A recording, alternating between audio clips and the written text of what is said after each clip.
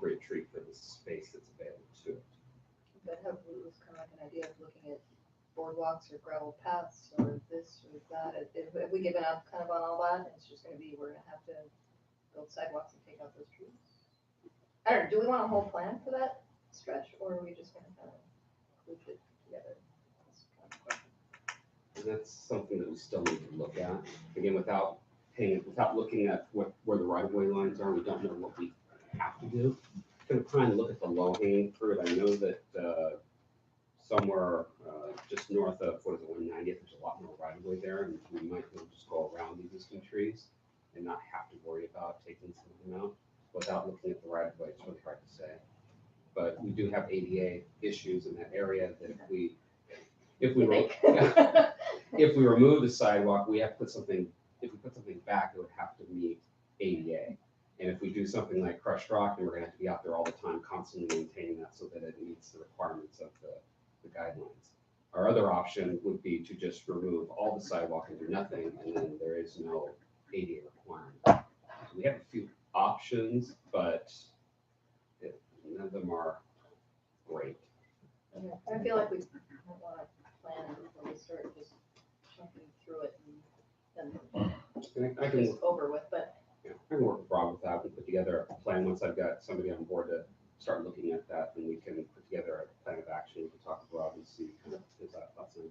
if we're gonna take those trees out, we really need to do a good public message, because people love those trees.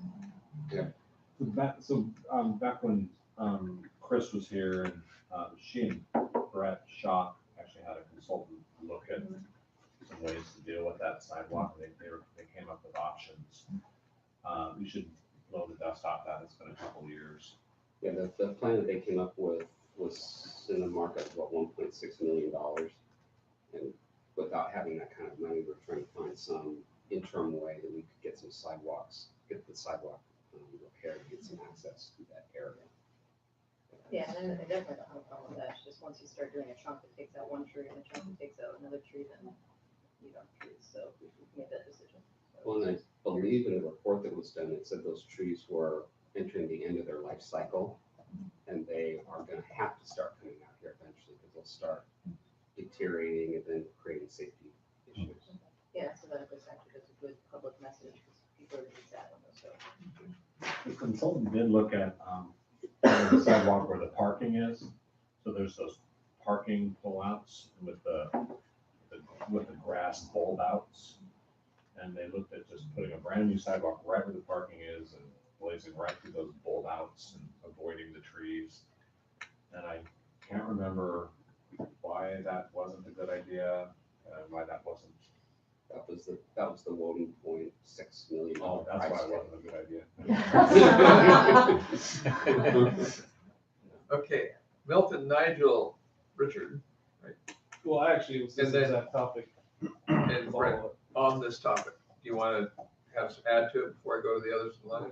Yeah. That'll was help gonna me mention provide that. information. On top of this, what John was saying too, though, I was actually working with Brett on that report, and there's a whole service water aspect too. We actually spend several $1,000s annually.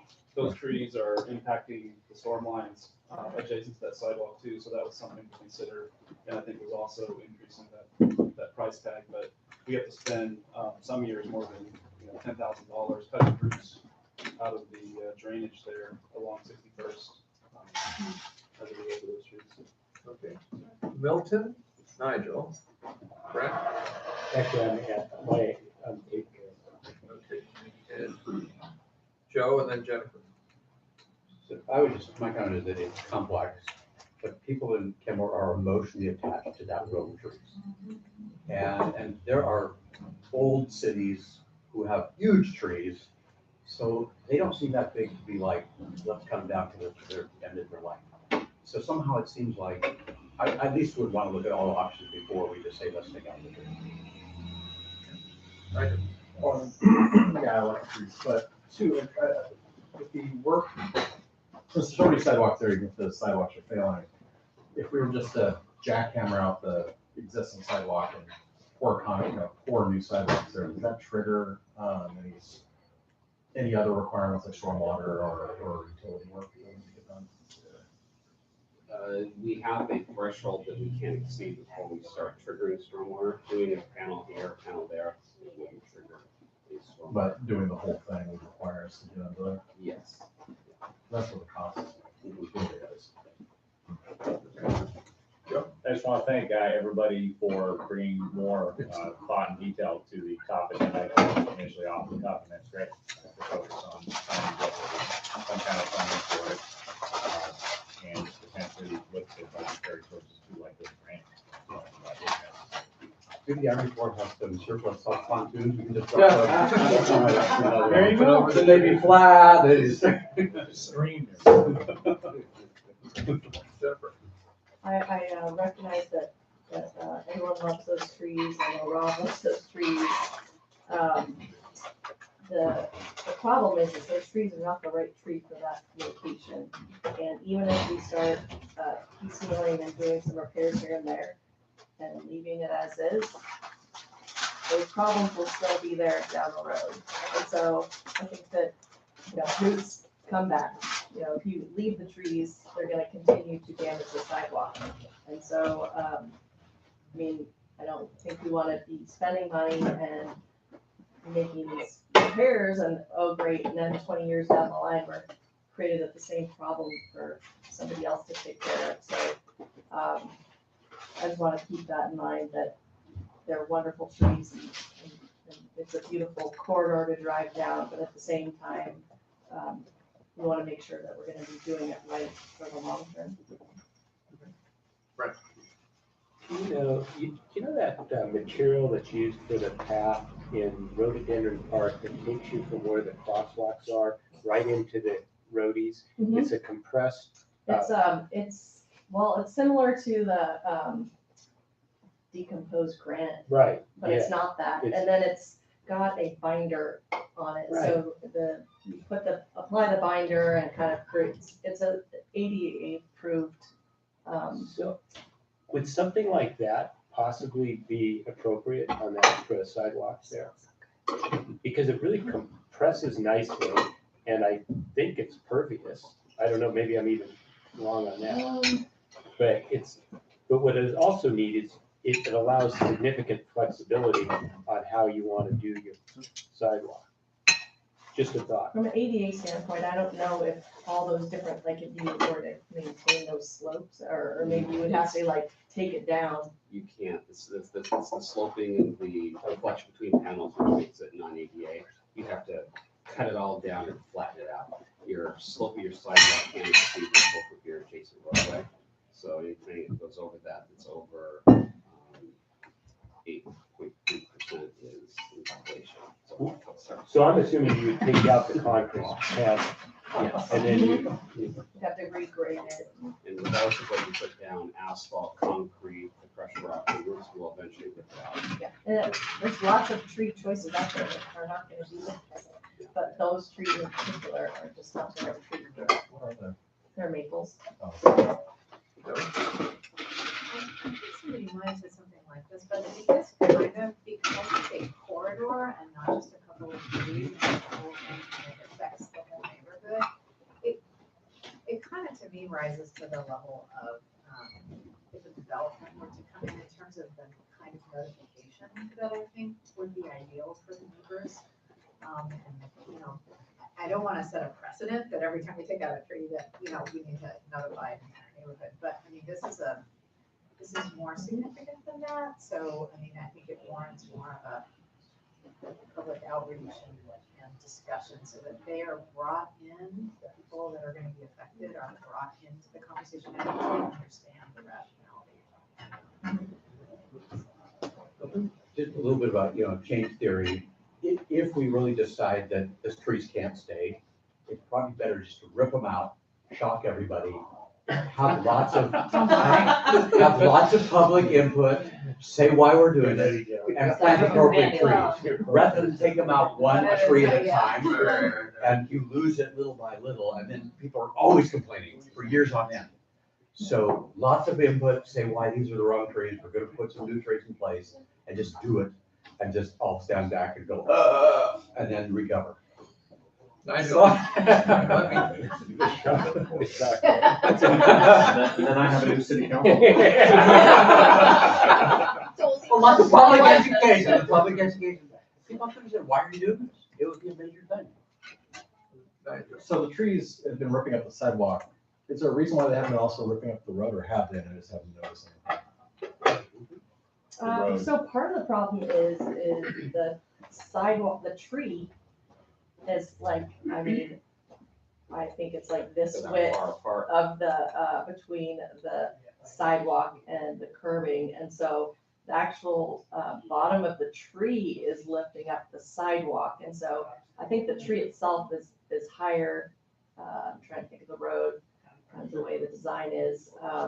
So the actual, yeah, it's got a little bit of height there from the road, but the actual tree itself is growing like into the sidewalk. So it's lift, not just the roots, but it's actually the tree trunk itself that's lifting up the panels. And so, it's a poor, It's a path of Poor least design. resistance to go into the sidewalk versus into the Yeah. curb. Pun intended. But it goes deeper under Okay. the road and then runs into that, like I said, the Yeah. drainage system Yes. there. Right. And in these situations, we could typically we root cut as a temporary measure, but that's expensive.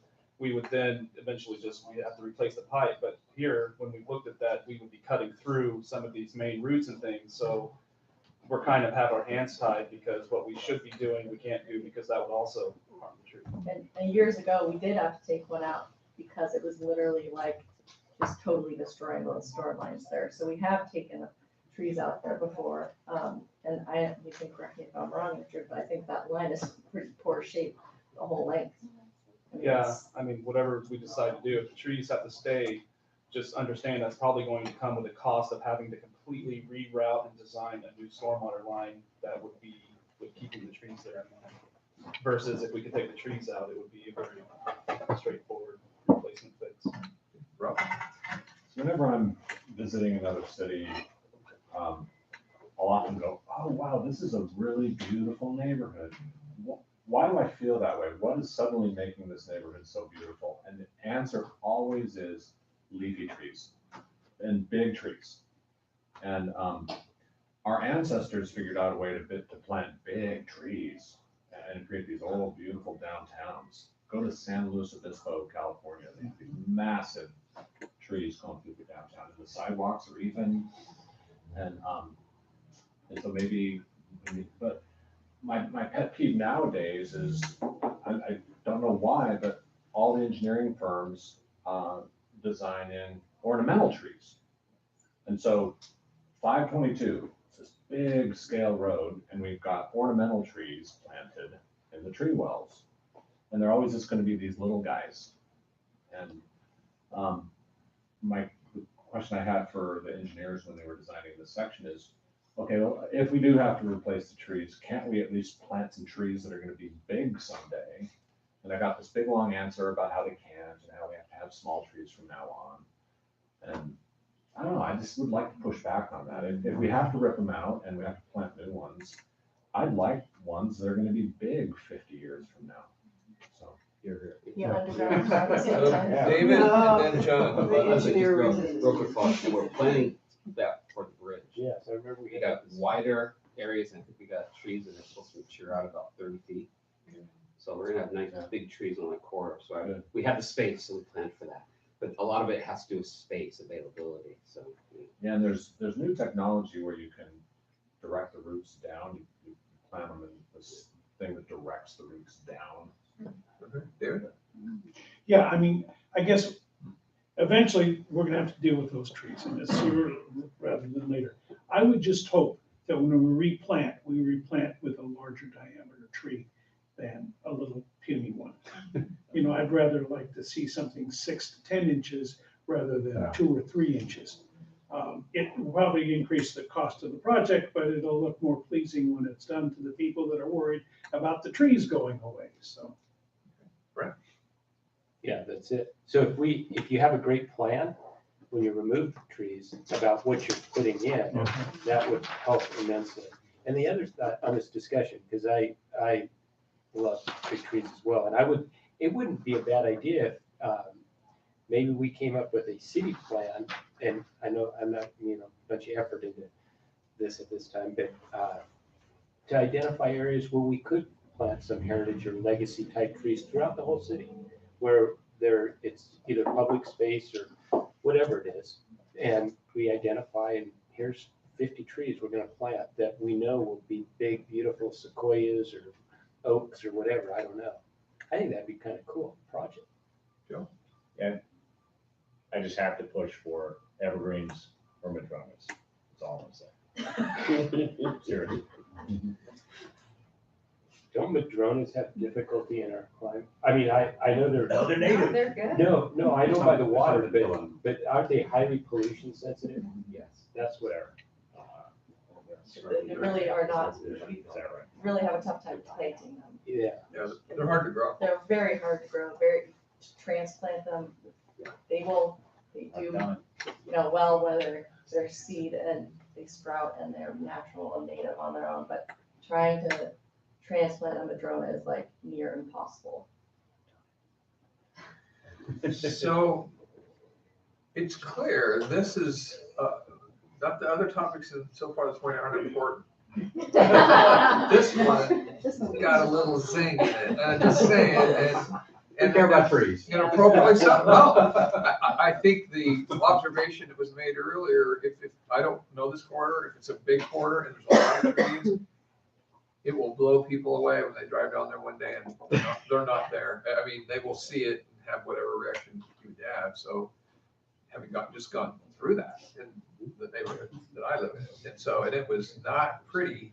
The outcome of that event in my neighborhood was a permanent formation of a citizens activist group around trees, which I'm in.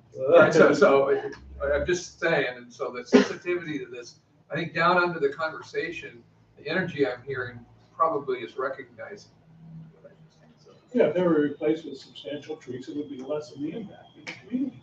I think it would be felt or accepted better.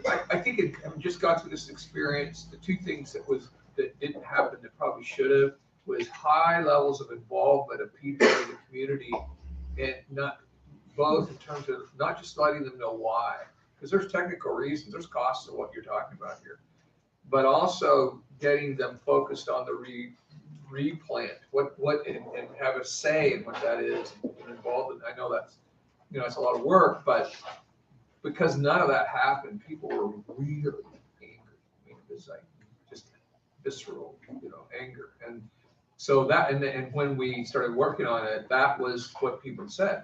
Why didn't you talk to us? I mean, don't you, and I know you would, I'm not saying you wouldn't do that, but it was eye-popping. This is with the big tree forestry company, so. Anyway, anything else on trees? It sounds like you are wanting to have this, is this something you're having to deal with like pretty soon here then, or? I mean, $100,000 worth of sidewalk replacement, and probably may involve removing one tree, and that may not get noticed. Right. But I think what I'm hearing is, if the trees have to be removed, a plan that we can at least explain to the city that we're going to replace them with like trees. But big trees that will grow big someday, that will also be able to channel down their roots. Turn a pretty color. Yeah.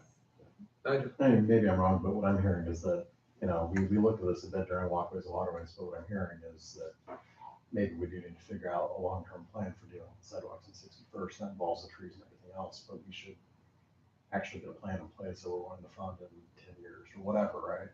Mm-hmm. So start laying that groundwork down. That's something to say about, Brent. I just want to thank John for including the trees, because I remember when we talked about the art component of the bridge, and specifically about trees and how they could be, legacy trees around the bridge, be an artistic feature that really has immense value. And so I'm thrilled to hear that that's actually part of the plan. I didn't know where that was left with you guys, but I remember when we had that discussion. Okay, so am I hearing maybe staff would start looking, I don't know. what's the to-do on this, maybe I should. Yeah, I can create a long-term plan that, addresses trees for 61st.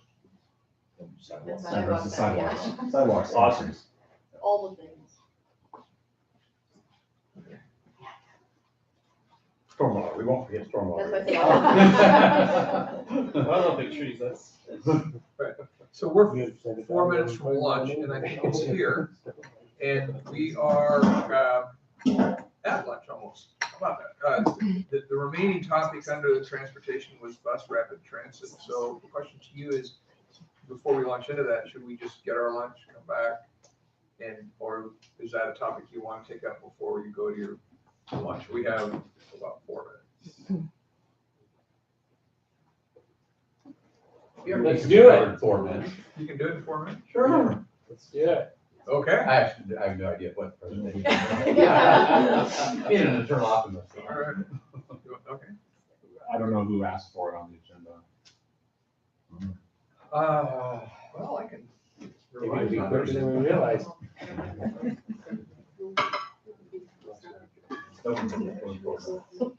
Well,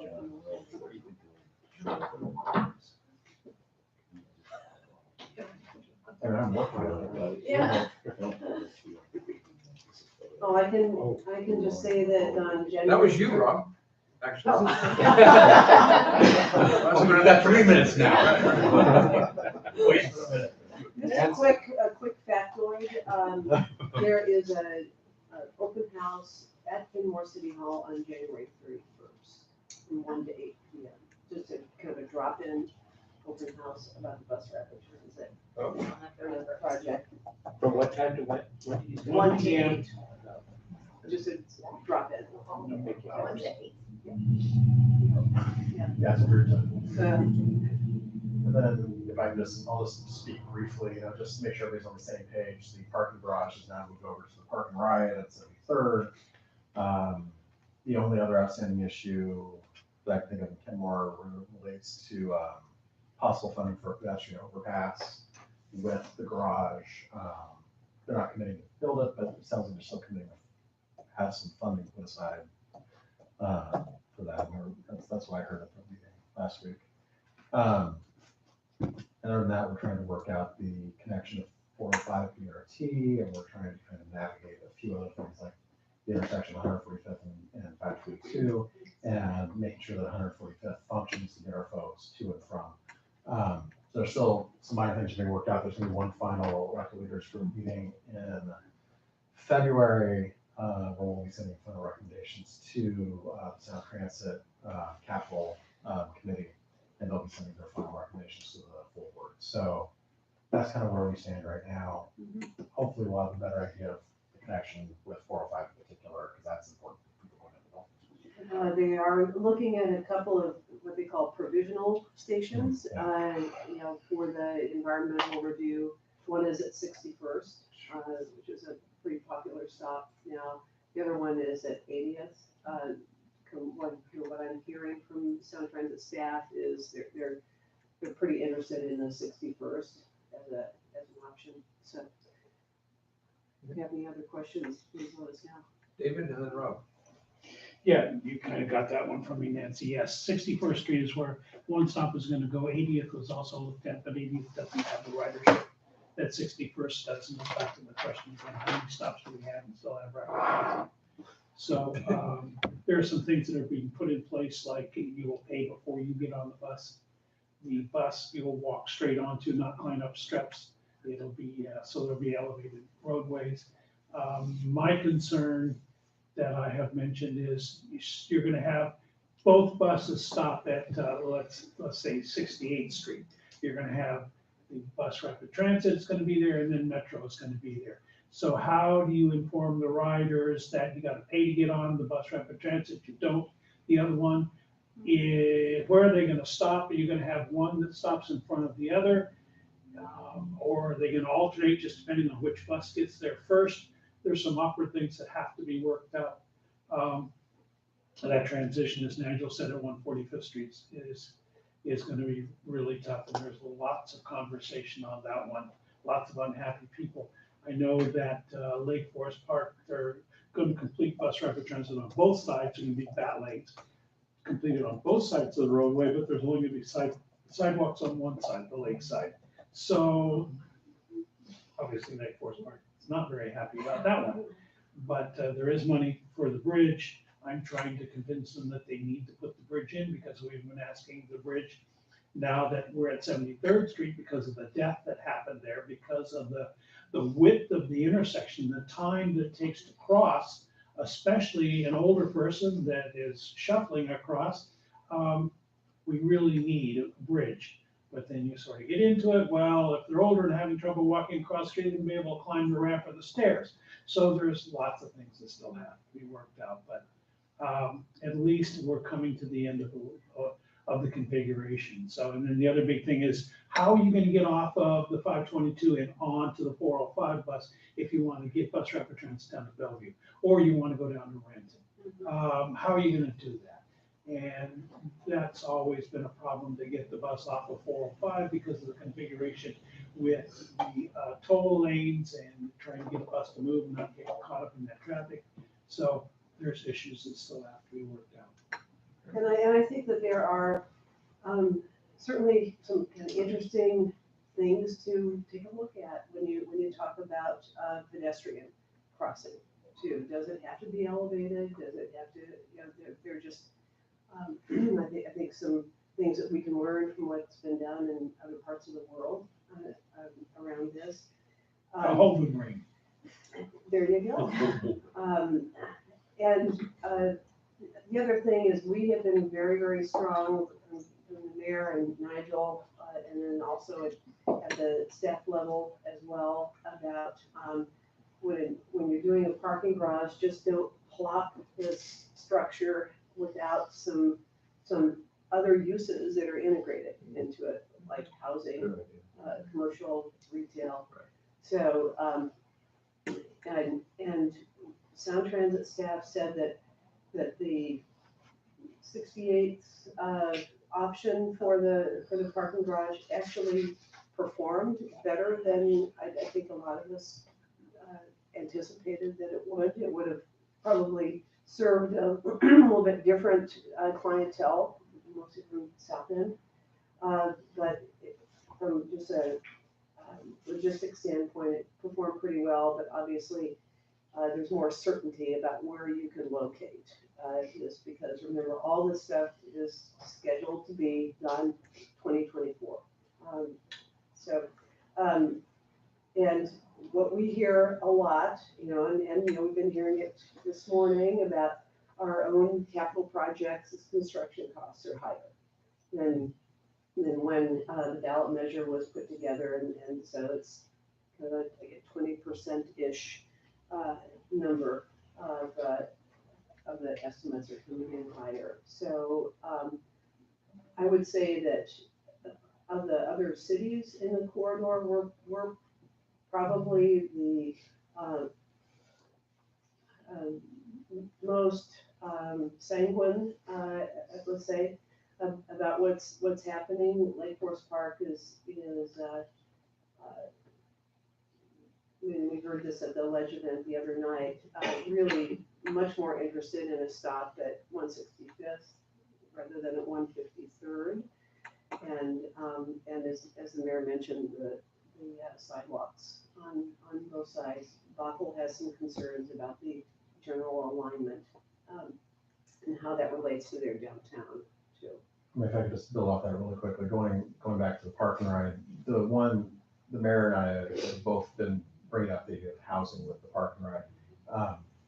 The issue there, at least with Sound Transit staff is telling us that the rotary might bring in some environmental issues that maybe you get addressed. On the flip side, when you're talking about building a 300-car garage, you're talking about millions and millions of dollars, and a partnership with the housing, where you can kind of have some shared costs, and shared parking could bring down those costs substantially, which is something that they're struggling with increased construction costs. So that's, I think it's in their favor to look at. And I know that we've had developers reaching out to us to talk about doing mixed use or doing housing at the parking garage. So yeah, there's a lot of plates still spinning on this, but I think we're aiming in a good direction. Deborah, then David, then Rob. Mine's super quick, is, in Seattle, where you have Metro and, Rapid Ride, one of your comments was, how do those interact, how do people know what to do with, because it's the same exact issue, one, you get in advance, when you don't, and, it seems quite seamless, so maybe that's something that they could look at, it's the neighboring transportation system, so, yeah. Yeah, Metro is in all of the. Oh, yeah. Movies that were. So one of the council members at Newcastle that I run into at various meetings also works for Imagine Housing, which is one of the affordable housing suppliers in town. They're very, very interested, and I've got a meeting scheduled with them and Nancy here the first part of February to talk about potential affordable housing there at the new parking garage and the St. Vincent site. So there's a lot of interest out there to do something. Rob? And so regarding the Ped Bridge, that was in the representative plan that was brought forward when everybody voted on Sound Transit. And so I think our position needs to remain firm that a pedestrian bridge needs to be in Kenmore. And the answer I got the other day was, well, we're going to contribute to a Ped Bridge. But wait, you're not going to build it? So we're just going to give a financial contribution to a Ped Bridge. I said, no, that's not the right answer. You need to build a Ped Bridge. And I think they just have a measly 1.5 million allocated for it.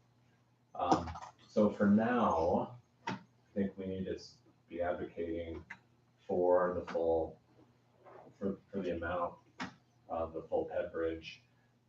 Where it gets installed and all that, you can still work that out, but I really think that we need to be saying, no, we should get a full Ped Bridge as was shown in the representative plan.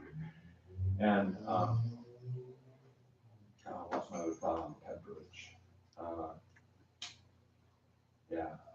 Anyway, so that's my thought on Ped Bridge. Something else I was gonna say about it, but I can't remember. But, outside the city, I think there's the shoreline, there's the Bothell concern about how things are gonna circulate in the downtown. And then there's the Lake Forest Park concern about where the bus stop is and whether they get sidewalks on both sides or not.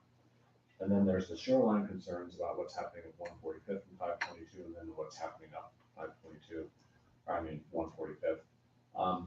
I'd like your guidance on the things outside the city, what we should be caring for and fighting about, or caring about and fighting for.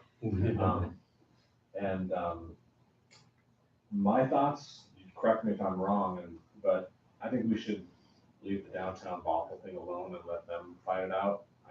That's just my sense, unless you really care about it. I mean, there's reasons to care about it.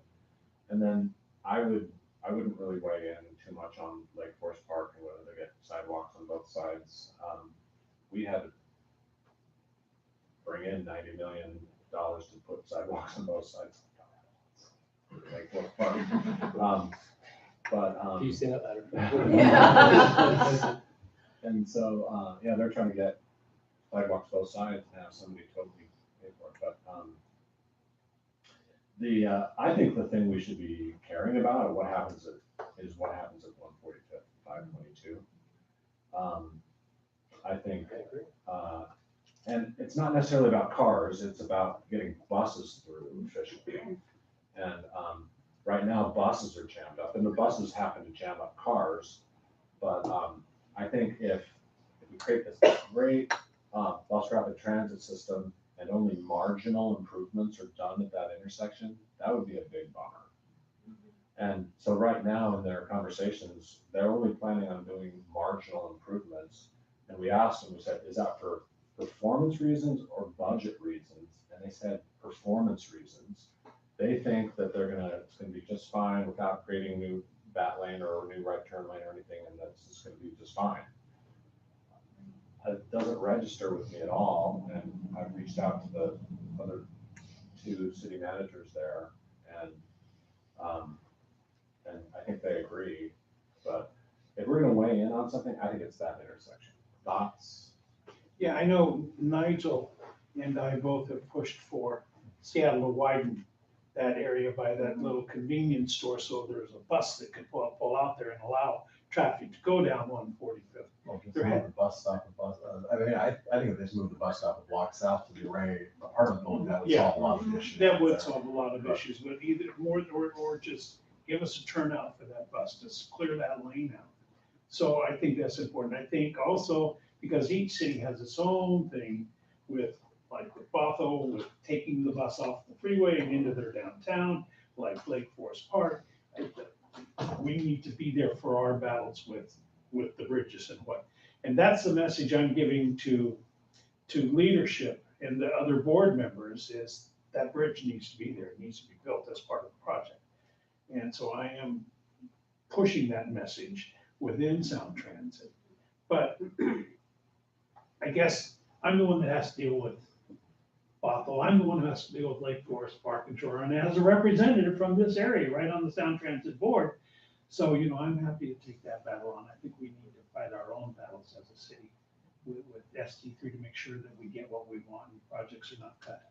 I mean, Rob asked what direction he wanted, and I think, speaking for myself, I think the number one priority for us is just speed and reliability. So, sidewalks and LFP doesn't affect our speed and reliability for Kenmore residents. Where things connect to 405 BRT probably doesn't affect speed and reliability, although it could a little bit with the 405 BRT coming way out off of the freeway, could add travel time to folks going down to Bellevue or heading up Linwood. And 145th is definitely a huge part of speed and reliability. So that's where my focus has been outside of the city. It's just getting the buses through and making sure they're coming every 7 to 10 minutes, or wherever that way they are.